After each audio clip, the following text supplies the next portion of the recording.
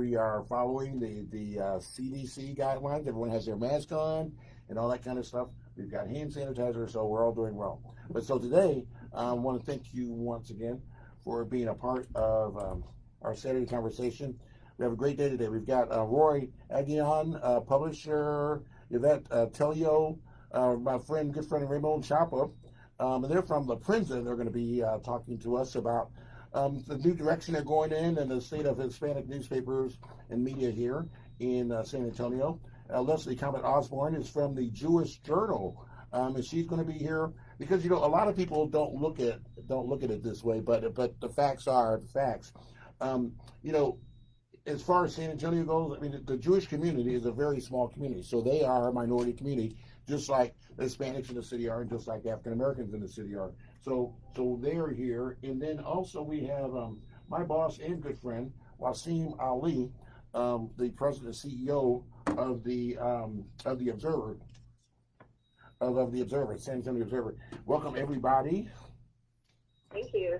Hello, can we do a sound check? Everybody, one, just give me a hello. Hello. Hello. Good to see you. Oh, hello. Awesome. That worked out really well. It's almost like I know what I'm doing here. So, Leslie, you're here first. You're the reason that we're all here together. So, tell us. I was really impressed when I looked at your history with the Jewish Journal. I've known Leslie for 20 years. That's one part I didn't know about her work with the Jewish Journal. So, tell us a little bit about that, Leslie.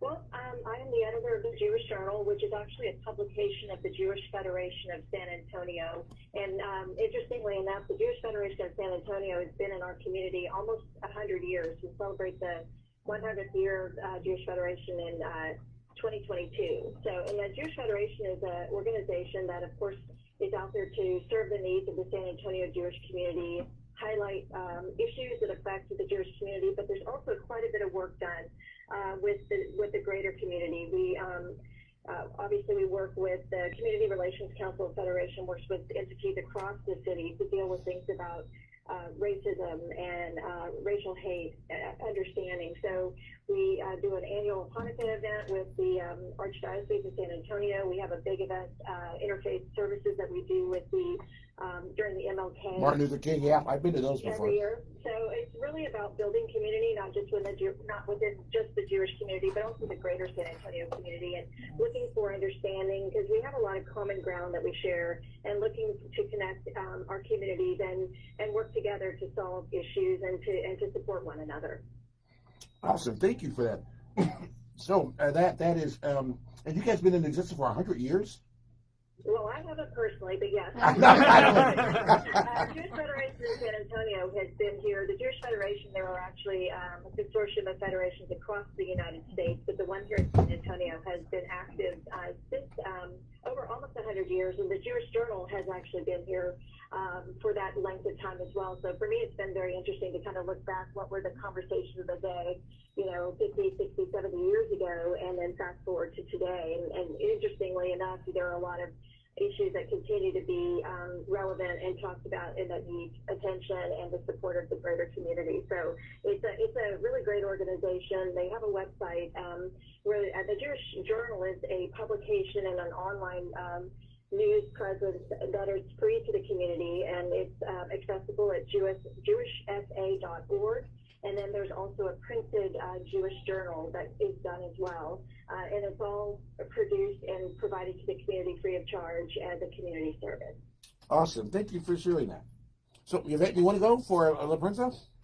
So I am the publisher for La Prensa, Texas. Okay. And we actually have been in existence since 1913. It is the oldest bilingual newspaper in the United States. Cool. So that's a big honor to be a part of. Recently, we have just taken over. The Don family stepped down. Okay. Now we are being ran by a board. So we are now a nonprofit. You're a nonprofit now, correct? Correct. Yes. So big changes. The one thing that we are expanding on is our digital, because the reach is so much more. We've got our digital reach is LA. Our largest readership is in Austin. Okay. Dallas, Houston area as well. But we circulate our paper, our physical paper, here in San Antonio, and our circulation is only 15,000 here. Okay. So if we did not have that digital platform, we wouldn't be able to reach so many people that we are. And it's so interesting how we have such a dense community, but they are so interested in, I don't like to call them Latino issues, but more interests. And that's what I think that they are, because we don't have just a bunch of problems. We have a lot of good stuff to offer as a people. And I think that this collaboration, all of us getting together and talking about the Jewish community, talking about the Black community with the Latino community, that's our culture. I think if I stand corrected, please let me know. But I think that this is the idea. This is what we want to do. Awesome. Very, very nice. Roy, you're next. Hey, my name's Roy, and I'm the host of a show called The Carpenter's Apprentice. We have an interview-based show out in the south side of San Antonio, and we talk to people around San Antonio who are doing cool stuff. So we've been doing that show for a little bit over 2 years, and when I heard about La Prensa making a comeback, I got really excited because La Prensa as an institution is something that I want to see continue on and have like a lasting effect for those who come behind me. Right. And so when I heard that there was new management coming in, I made that call. I said, hey, is there any way that we could work together? This would be awesome. And just so it turns out, they were trying to do the exact same thing we're already doing. So, man, damn good timing, huh? Hey, synergy, right? Yes. And then, Ramon? Oh, yes, sir. First of all, thank you. It's always a pleasure to see you, my man. Oh, it's good to see you, Great too. to be here at KRV. It's like my home away from home. But anyway, my name is Ramon Chapa Jr., and I'm a co-publisher and the community liaison for La Prensa, Texas. La Prensa has a history of being here in San Antonio, predominantly covering the Hispanic community. But we're going to La Prensa, Texas now. We want to expand and cover all the community, the African American community, the south side, west side, east side, but also in the surrounding communities around San Antonio, New Braunfels, Poteet, the small little cities surrounding. And, a lot of times when you pick up the news, it's full of rape, robbery, murder, but La Prensa does positive news, Awesome. about the community, for the community, of the community. Anytime someone's having free turkey giveaways, free toy giveaways in Christmas, health fairs where there's free screen. A lot of people are losing their health coverage right now. Right. So there's free screenings where they can take advantage of it, where they can get health enrollment assistance. Okay. So they can, continue having their prescription drugs for diabetes, whatever the case may be. Well, I'm going to get on the mailing list because I want a turkey. All right, you got it. We're going to have a turkey giveaway. So, it's an honor to be in the community liaison and to be out in the community. So anybody needs anything, in a minute I'll give my email and my phone number, my text message. Y'all can call me and I'll cover the events as I can. And we want the community to know, like Yvette said, there's a lot of great things happening in the community. Absolutely. So we don't want to just throw, we're tired of hearing all that bad stuff, man. We want to talk about the good things in the community. But thank you for having us here. Absolutely. Well, and if those of you that are watching or listening, all three of them are from La Prensa, so they came in mass today. That's pretty good because they're excited about the new mission, and I'm excited for them. Waseem, talk to me. Again, Dr. Doug, it's good to see you. Good to see you too. I know we work closely together with the paper in the community. We're fortunate this year to celebrate 25 years. We're nowhere near as old as the Prensa or the Jewish Journal. The Jewish Journal, but we're proud to say that we did reach that milestone this year. Congratulations. Of 25 years. Thank you. 25 years. And it was interesting when I was listening to the young lady from the Jewish Journal, and she says that it's always good to be able to look back when you've been around so long, right, and see the things that were talked about in the past as they relate to now. And my wife and I, who is the publisher Stephanie, of our publication, we talk all the time when we go back and we look at some of the old issues that the Observer put out back even in '95. And I have to say, it's sad to say that we're still talking about some of these same issues, as they relate to our specific communities. And as Yvette and I were speaking on earlier, the Hispanic community in San Antonio and the African American community in San Antonio, the struggle is pretty much the same, right? Trying to achieve equality and evening the playing fields for everybody in San Antonio. And when we look back and see some of the things that were happening in the past, we're still dealing with these same issues. It's trying mentally and emotionally, but it also gives you that incentive to continue to fight, to try to continue to make that change in our respective communities. So, I welcome the challenge every day to get up and fight for my community and other communities that don't have a voice and can't put their their feelings out there for whatever reason. You know, we have to. It's incumbent, I think, on all of us in this room right now to be that voice for our community. Absolutely, I think we all agree that is our platform. I think we all agree because it's a small platform, but together, I think. Where there's strength in unity, Right. for sure. And you know, and I think some of the, you know, Waseem, we talked about how dealing with some of the issues that maybe we were dealing with in 1995. I can tell you that we're dealing with some of the same issues that I've faced in the 1960s. But you know, I think that what makes this thing different is that, or makes today different, is that just by happenstance, this virus has come and attacked our shores, and it's put us in a situation where we've either had to learn how to do things differently, you know, and I think technology has provided us an avenue to reach more people. People are looking to reach out to each other to become more unified, and I think in the past, just the way that the systems in our society are, they were kind of like, you know, we kind of were like separate little islands, and there the two should interact. So I'm glad for this opportunity, and thank Leslie for putting this together for us to get a chance to talk and find out where going forward we can find linkages and things. Absolutely. I think it's pretty amazing, to be honest, because when we were coming in here, I didn't know what we were coming in here to do. Leslie gave us a phone call and said, "Hey, let's get to KROV," and so we partnered with KROV when we first came back in 2018 as a nonprofit, and so our board came in, and so it was TC that came in and said, "Come in here." He brought Ramon in. He brought all of us in. And I was there together. Yes, you were there too. I remember. And it was such a great.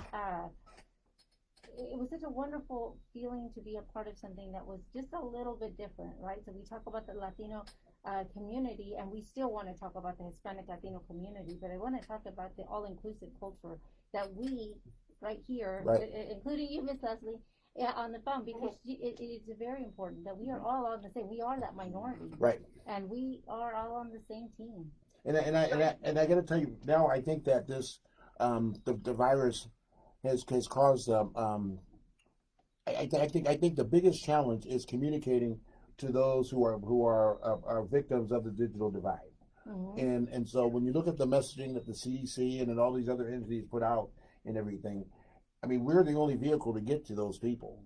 And so in some kind of a way, we need to make sure that, you know, our health partners at UHS and at Metro Health and all of those type of people, that they understand our value and recognize our value, so that, you know, they can utilize us, so we can help make sure that we can make things a little safer for the people that follow us. So do you think that they do? Beg your pardon? Do you think that they see our value? No. I know they don't.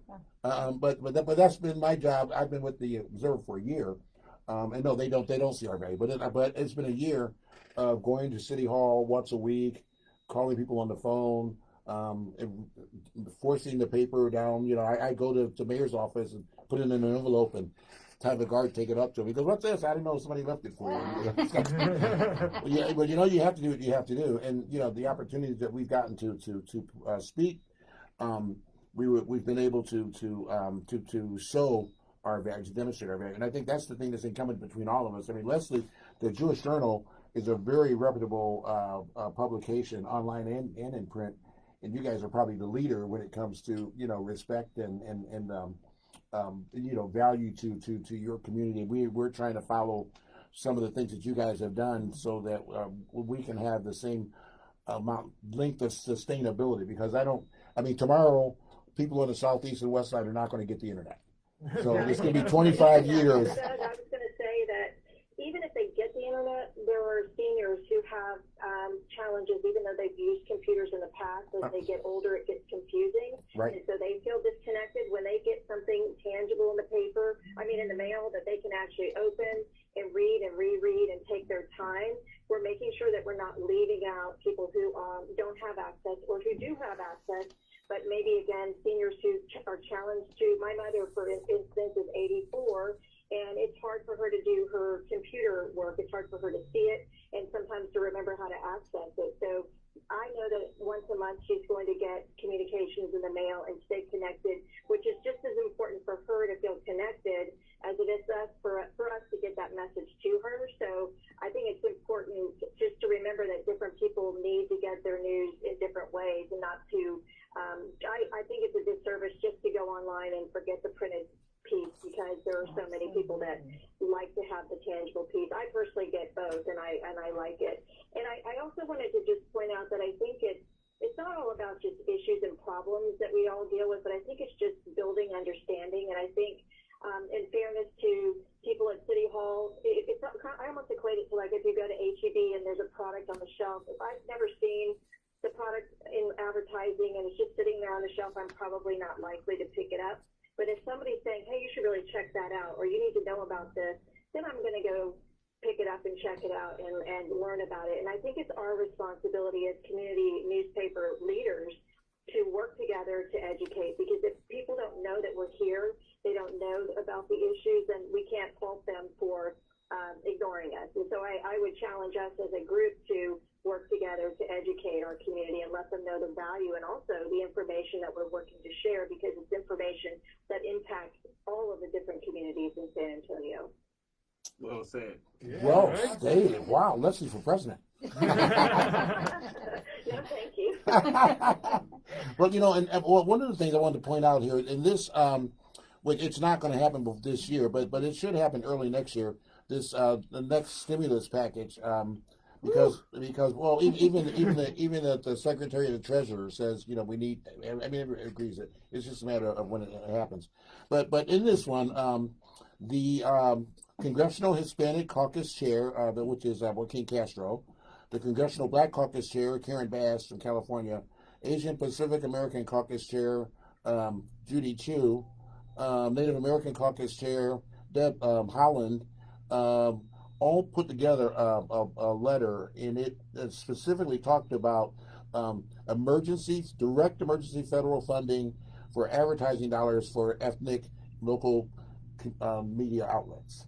They want to make sure that dollars are allocated from all federal and local governmental agencies to make sure that we're getting all of the public information out to those people who are often, like Leslie described, voiceless or don't have the internet or are uncomfortable using the internet. So it's a huge opportunity, and I think that's where we talk about responsibility and credibility. I mean, now's the time that we really have to, as a group, if we're going to kind of be this, really show our value, because we don't want to wait until after they approve this and then come up and say, hey, come look at La Prensa, come look at the Observer, come look at the Jewish Journal, and spend money with us. I think it's important right now that we kind of reach out and make sure that all of our city representatives, the mayor and the county and all those folks know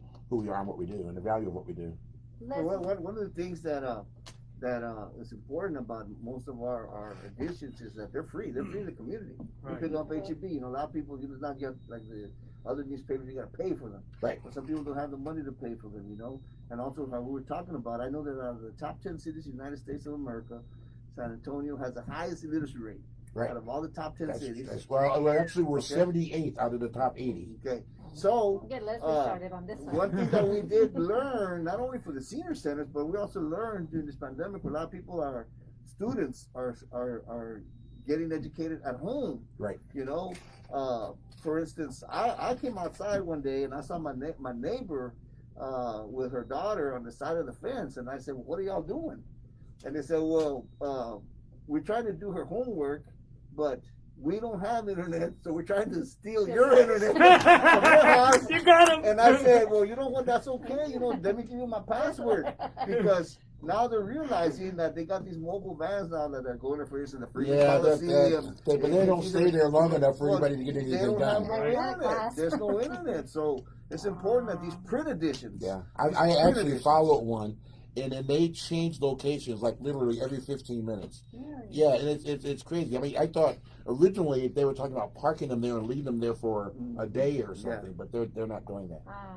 No. If I may, just to expound on what Ramon was saying, the coronavirus in a sense is a blessing and a curse. Right? It's although it's killing a lot of people, and it's extremely bad. It's extremely dangerous. I think it's enlightened everybody to a lot of inequities that we didn't even realize. I don't think that anybody really realized that the digital divide was as great as it is. We knew about healthcare, right? We knew about the justice system. We knew about economics. Who knew that the digital divide would be so important at a time like this, right? Where information itself is more valuable now than it has ever been. And to expound on what Ramon is saying, you know, we have to realize that we are free publications. You know, we depend on the support of others in order to be able to support our community. Absolutely. And so when people support us as small businesses, they're not just supporting us. There's businesses in our communities who can't afford to advertise. They can't afford to go to the mainstream, right? But they're in our communities. The people who patron their businesses are in our community.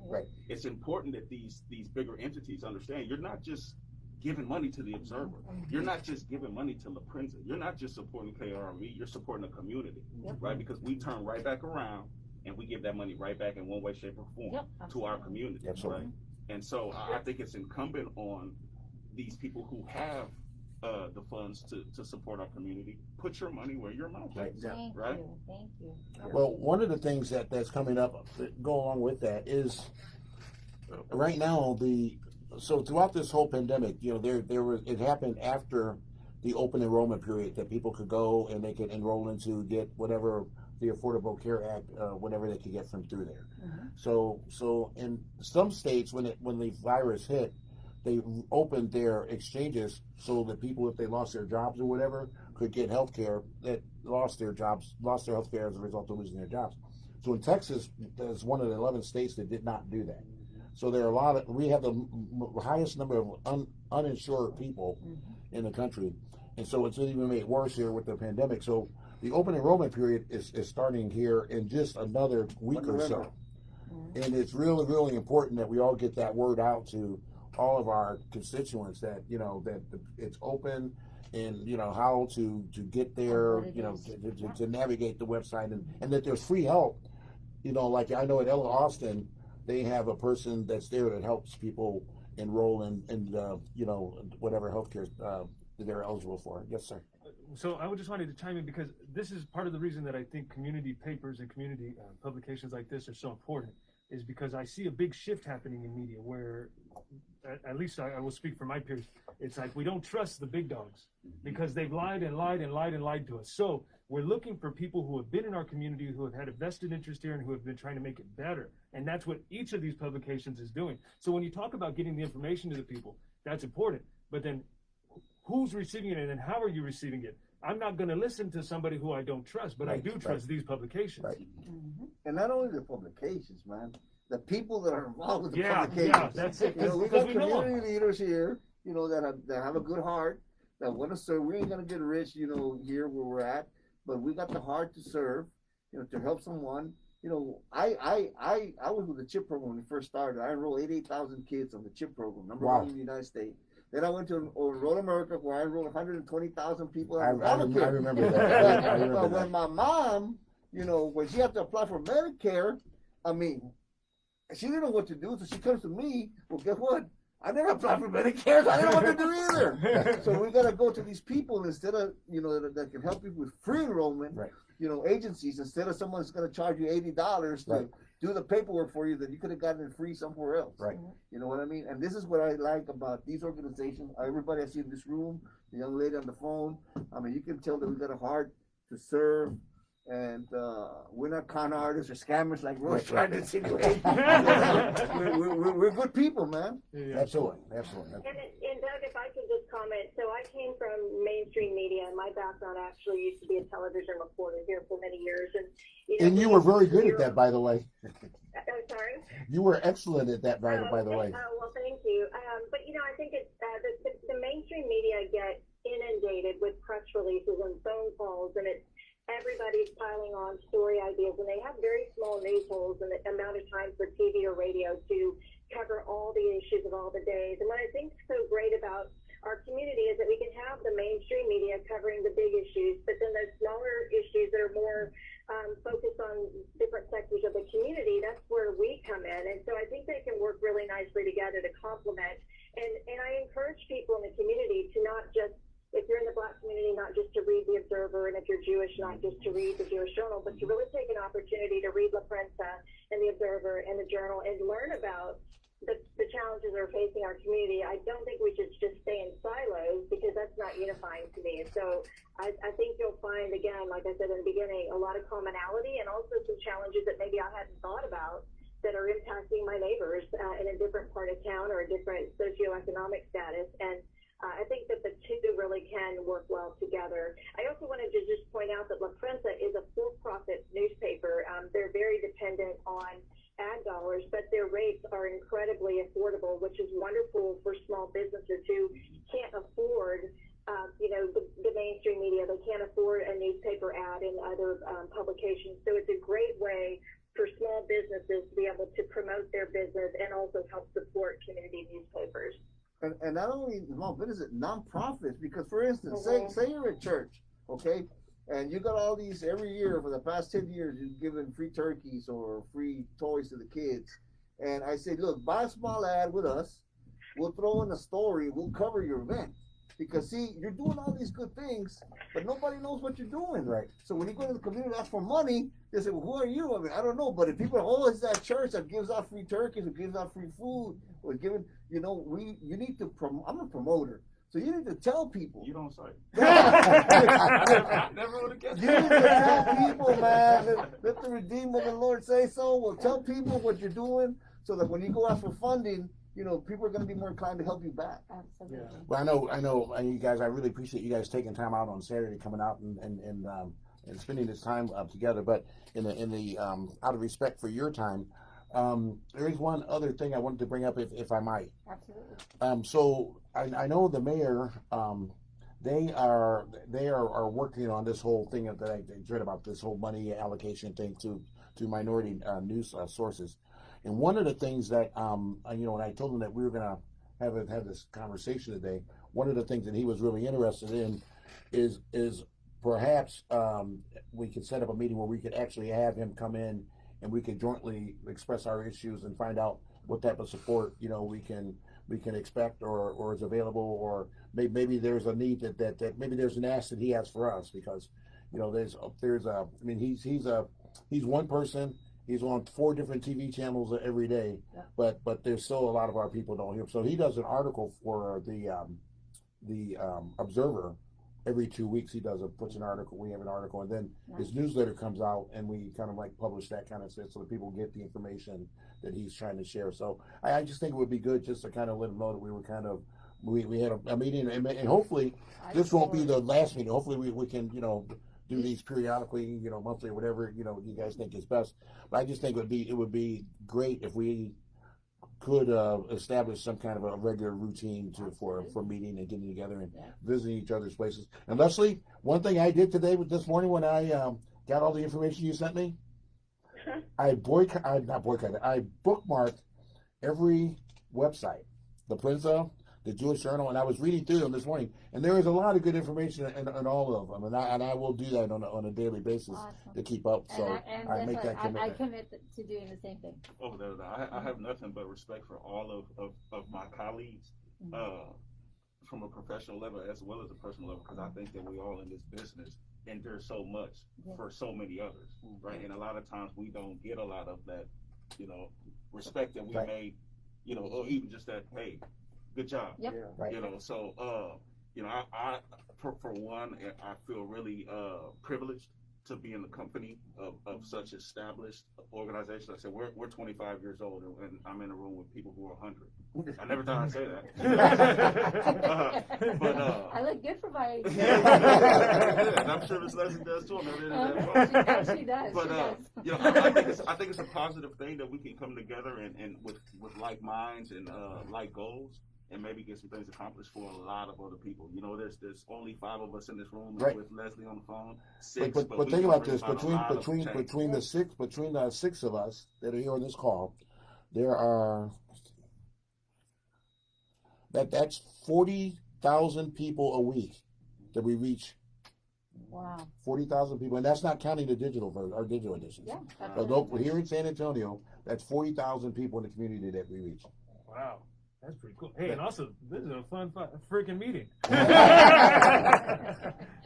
So I mean, so there's a lot of it. There's a lot of influence, and and I know when I go and I check our distribution boxes, and our boxes are empty. Yep. So people are taking the papers. I know. Oh, yeah. I know people are reading the papers. People are using the papers, and so So I think this is great. Physical paper is important, and we have to always hold on to that, because that's just one thing that cannot go away, and we have to fight for that. Yvette, final comment for everybody. Get one final comment. Leslie, you got any final words? I would just like to thank you for bringing us together. I think working together is the way for us to make new headway in challenges that we're all facing in our different communities. So I'm just thankful to you, Doug, and I'm pleased to be able to be working with all of these other wonderful organizations. Thank you. I agree. I second that motion. Roy? Just stay tuned. La Prensa and the Carpenter's Apprentice are teaming up to do some more really great coverage and getting digital content, video content out to the people about some of this stuff. Awesome. And myself, first of all, anybody needs to reach me. My name is Ramon Chapa Jr. RamonChapajr at yahoo.com, or r.chapa at laprensa.texas.com, and my cell is 210-364-5250, 24 hours a day. I'm here to serve. Thank you. And Ramon is not a promoter. No. Waseem. I'd just like to say thank you again, Dr. Doug, for hosting this, and Miss Leslie for the idea and watering it and getting us together. Yep, I look forward to working with my colleagues again in the future. I'd like to pledge to support each and every one of our minority media outlets. I think that's important that we all support each other. I'm more than happy to do anything and everything that we can over on our side to incorporate the things we do to make us all that much better. On our side as well. I think that this was an absolutely amazing opportunity, and we are in. You've got that recorded, right? Oh yeah, that we got it. That's Recorded. right. Yeah. So that's it. We're good to go. I appreciate it. It's an honor to sit in this room with all of you. Yes, ma'am. Thank you. Thank you so much, everybody, for listening to our Saturday conversation today. Stay tuned, because at 4 o'clock we have Pastor Crystal Hamilton coming on from Faith Community San Antonio, and they are having their annual Halloween drive-through movie night. Movies on the lawn. She's going to be talking about that at 4 o'clock, so we'll see you back at 4 o'clock. This is Dr. Doug on the Saturday Conversation, KRV FM, the heart and soul of San Antonio. We'll be right back. Thanks, everybody. Thank you, sir. Thank you. What's the next song? The same. No, they're all Thank you, Doug. Nice to see you guys remotely. You're awesome, Leslie. We're awesome. Okay. It's good to see you. Thanks, Doug.